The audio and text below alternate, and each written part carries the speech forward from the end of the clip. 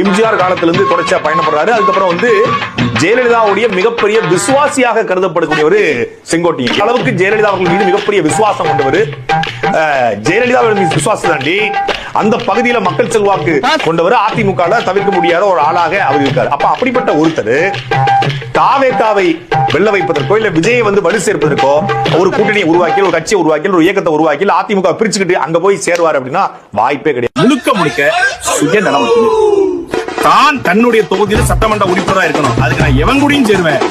அதாவது வெளியே உதைக்கப்பட்ட கிரீஸ் டப்பாக்களையும் வெளியிருந்து விரட்டப்பட்ட பிசிறுகளையும் கட்சியில இணைத்து அதை வைத்துதான் அரசியல் செய்ய வேண்டிய இடத்துல தாவேகா இருக்கு அப்படிங்கிறதான் இதன் மூலமாக நம்ம சொல்ல வர செய்யும். செங்கோட்டையனுக்கு குறைந்தபட்ச இந்த மேடை தமிழ் ஒன்றுல அது தெரியவே மக்கள் மொழி என்னன்னு தெரியாது, மக்கள் பிரச்சனை என்ன தெரியாது. கோபிச்செட்டி பாளையத்தை தாண்டி ஈரோடு மாவட்டத்தை தாண்டி அவருக்கு எந்த அரசியலும் கிடையாது.